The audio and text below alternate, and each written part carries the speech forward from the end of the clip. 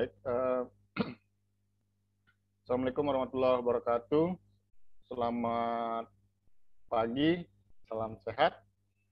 Baik, pada pertemuan ini, pertemuan kedua untuk mata kuliah kimia komputasi, Bapak akan menyampaikan tentang metode kimia komputasi. Slide share.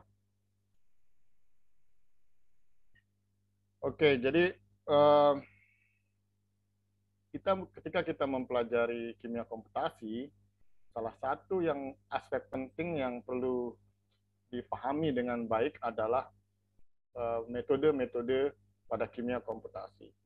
Nah, biasanya akan muncul pertanyaan, apa yang membedakan kimia komputasi dengan laboratorium virtual misalnya.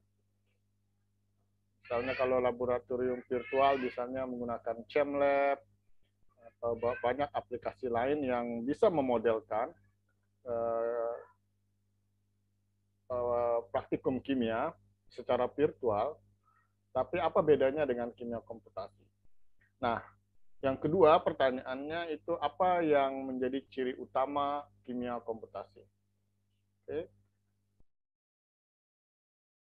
Oke, nah untuk yang pertama, perbedaan antara kimia komputasi dengan laboratorium virtual adalah penerapan metode kimia komputasi.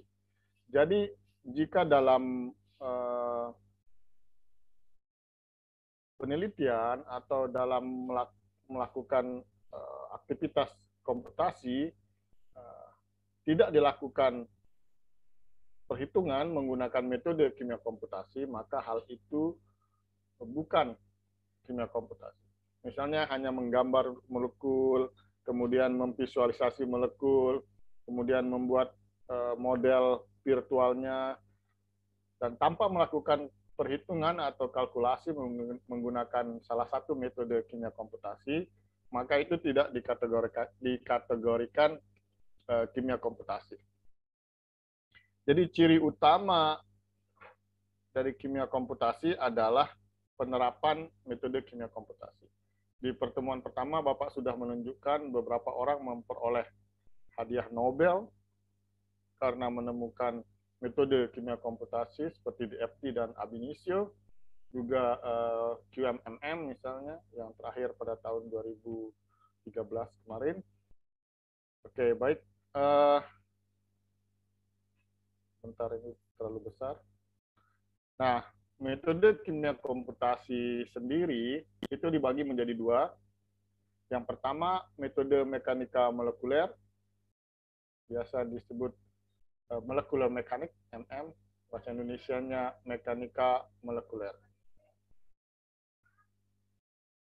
Yang kedua adalah metode struktur elektronik atau berdasarkan mekanika kuantum atau quantum mechanics, QM. Ada MM, ada QM. Molecular mechanics, quantum mechanics. Untuk metode mekanika molekuler itu memodelkan molekul secara sederhana berdasarkan hukum fisika klasik dan tidak melibatkan fungsi gelombang atau korelasi antar elektron. Dan metode mekanika molekuler ini biasanya sangat baik untuk molekul atau atom jumlah besar, misalnya 100 atau lebih dari 100 atom, 1000 misalnya. Tapi tentu ini karena tidak melibatkan korelasi antar elektron, maka akurasinya juga tidak terlalu baik. Tapi kelebihannya adalah metode ini cepat, relatif lebih cepat dibanding metode mekanika kuantum. Cepat artinya ketika Anda menjalankan simulasi komputer atau pemodelan molekul, maka bisa sistem yang dikerjakan itu bisa selesai cepat. Misalnya kalau menggunakan mekanika molekuler butuh 1 menit, ketika Anda menggunakan metode QM, misalnya mekanika kuantum atau kuantum mekanik, itu membutuhkan waktu 1 jam. Misalnya. Baik, metode kedua, itu kelompok metode kedua adalah metode berdasarkan struktur elektronik atau mekanika kuantum. Nah, ini dibagi menjadi 3. Yang pertama semi empiris sesuai namanya, setengah empirik. Nah, ini lebih banyak menggunakan aproksimasi untuk menyelesaikan persamaan Schrödinger, menggunakan parameter data eksperimen untuk menyederhanakan perhitungan. Jadi kombinasi antara bagian eksperimen dan bagian teoritis atau bagian komputasi dari persamaan Schrödinger itu disebut metode semi empiris. Ada banyak contoh metode semi empiris seperti AM1, AM3 dan seterusnya. Anda bisa baca lebih detail di bahan ajar yang sudah Bapak share sebelumnya. Ini bahan ajar yang ini Bapak share di SPADA pada pertemuan ini juga, nanti dibaca. Kemudian nanti setelah itu Anda bisa menjawab kuis. Kembali ke sini, metode kedua namanya ab initio. The first initio, ya, inisiatif pertama, menggunakan hukum mekanika kuantum untuk aproksimasi persamaan Schrödinger dan tidak melibatkan parameter eksperimental sama sekali. Jadi betul-betul murni teori, betul-betul murni kajian kimia komputasi. Jadi namanya ab initio. Ab initio sendiri ada Hartree-Fock, ada MP2, dan terus meningkat levelnya. Dan biasanya perhitungan menggunakan ab initio itu jauh lebih akurat daripada semi empiris. Tapi, ada tapinya. Kadang-kadang hasil perhitungan kimia komputasi itu bisa sangat dekat dengan eksperimen, bisa sangat jauh dengan eksperimen. Terutama jika Anda menggunakan metode ab initio saja tanpa ada dasar eksperimennya, maka hasilnya akan ada pertanyaan, big question mark, apakah sangat dekat dengan eksperimen, apakah sangat jauh dengan hasil eksperimen.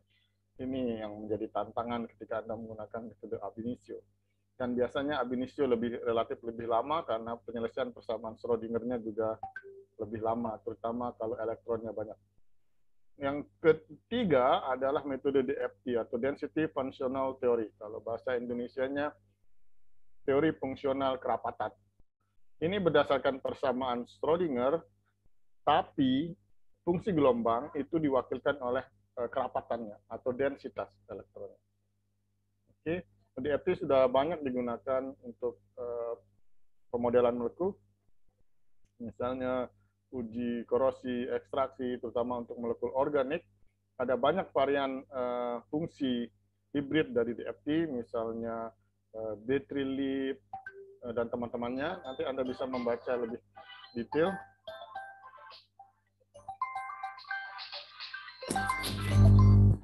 DFT itu berdasarkan persamaan Schrödinger, jadi menurunkannya bukan murni fungsi gelombang, tapi berdasarkan densitas elektron. Kemudian validasi metode kimia komputasi. Apakah metode kimia komputasi perlu divalidasi? Atau bagaimana cara memvalidasi metode kimia komputasi yang akan digunakan dalam penelitian? Jadi tentu seperti yang Bapak sampaikan tadi, yang di pertama tadi adalah metode kimia komputasi itu memang sangat perlu divalidasi. Kadang bisa sangat dekat dengan eksperimen, bisa kadang jauh dari eksperimen.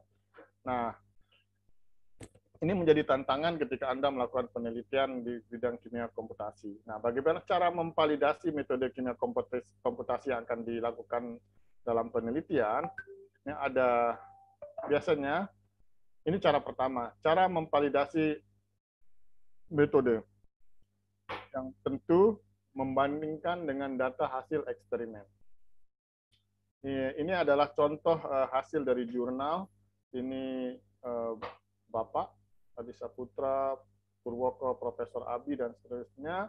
Kami mencoba menggunakan metode mekanika kuantum. Tadi kan ada metode mekanika kuantum, dan ini kami menggunakan DFT dan ab initio MP2 pada uji inhibisi perpoma dari inhibisi korosi dari kafein terhadap tembaga copper. Ini terbit 2020. Jadi ada 3 senyawa, kafein, theobromin, dan theophylline. Bagaimana saya tahu bahwa metode yang saya gunakan itu sesuai untuk kafein, theobromin, dan theophylline?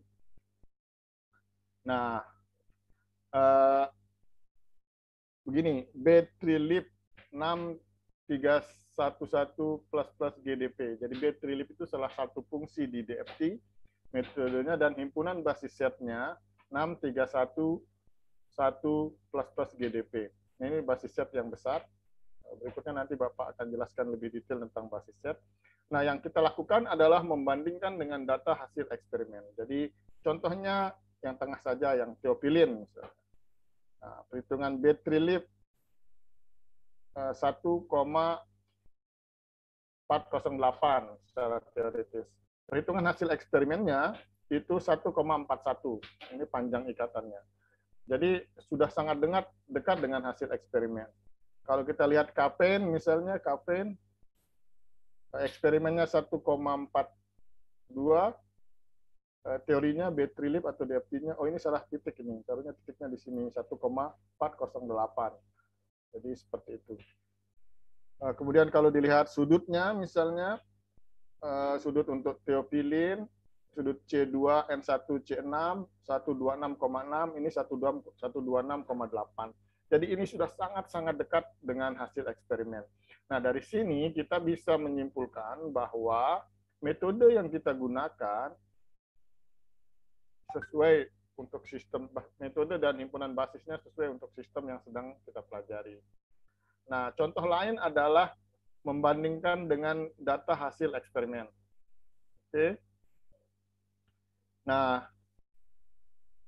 mana ya? Ini adalah parameter kuantum yang dihasilkan dari perhitungan kimia komputasi. E-HOMO itu energi HOMO, high occupied molecular orbital, E-LUMO, kemudian delta E ini band gap, potensial ionisasi, afinitas elektron, apa istilahnya ini, elektronegativitas, kemudian ini hardness, ini adalah delta N, ini adalah jumlah elektron transfer, number of electron transfer, ya, jumlah elektron transfer. Nah, jika kita lihat di sini pada potensial ionisasi misalnya, yang Bapak lakukan adalah membandingkan dengan hasil eksperimen. Hasil eksperimen potensial ionisasi untuk kafein itu adalah 8,31. Nah, hasil perhitungan teoritisnya 8,5411.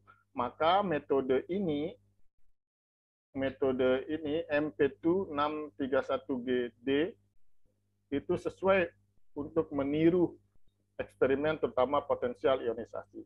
Nah, bagaimana dengan DFT? Ternyata DFT itu nilainya 5,95, artinya ada 1,4 sampai 2 elektron volt selisih dengan eksperimen. Maka untuk kajian ini, untuk kajian energi, DFT itu lemah untuk hal ini. Jadi DFT kita tinggalkan untuk hal ini. Tapi tidak apa-apa kita tampilkan sebagai perbandingan. Contoh lain adalah untuk teobromin maupun teopilin misalnya. Teobromin misalnya. Ini. Hasil eksperimennya 8,31, hasil teoritisnya 8,64. Kalau menggunakan DFT itu 6,04, masih jauh. Maka secara keseluruhan artikel ini diselesaikan akhirnya menggunakan MP2. Ya, ini artikelnya. Quoting judulnya. Ini adalah salah satu kerjasama kami. Dan bisa dilihat beberapa parameternya itu. Ini adalah senyawanya, ini penentuan parameter, penentuan validasi metode, kemudian ini juga hasil perhitungan dan juga masuk ke validasi metode. Kemudian Anda bisa melihat ini seperti ini bisa ditampilkan visualisasinya, kemudian sisi aktifnya, kemudian interaksi molekul dengan tembaganya, dengan air dan seperti apa, energi absorpsinya dan seterusnya. Jadi cukup menarik kajiannya. Jadi Anda bisa nanti penelitian bersama saya, misalnya bisa ke uji korosi maupun aspek kimia yang lain. Kemudian cara validasi kedua adalah menentukan besarnya basis set superposition error atau BSSE. Nah, menentukan BSSE dapat menggunakan metode counterpoise. Bapak rencanakan menjelaskan ini pertemuan berikutnya, bagaimana apa itu himpunan basis, kemudian bagaimana menggunakan metode counterpoise untuk menghitung himpunan basis. Jadi untuk validasi metode, biasanya kita running banyak metode dengan variasi himpunan basis set. Nanti kita lihat metode mana yang paling rendah counterpoise-nya, basis set superposition error-nya. Nah, dari counterpoise atau basis set yang rendah itulah yang dipilih. Oke. Ini besar, 3,04. Jadi kita pilih yang paling kecil biasanya. Kemudian sekali lagi, Bapak kembali ke metode. Jadi ini Bapak sudah memberikan bahan ajar, silahkan dibaca. Walaupun tidak detail, tapi ini adalah rangkuman-rangkumannya. Bisa dibaca lebih detail di buku yang Bapak sampaikan, di-share di SPADA, di sistem pembelajaran daring UNRAM. Ada pendekatan HTREPOK, MP2, dan contoh-contohnya, teori fungsional kerapatan, fungsi hibrid, dan seterusnya. Kemudian ada himpunan basis atau basis set, bisa Anda baca ya. Dan bagaimana menentukan basis set superposition error menggunakan metode counterpoise. Itu silahkan dibaca lebih lanjut. Oke, baik. Demikian.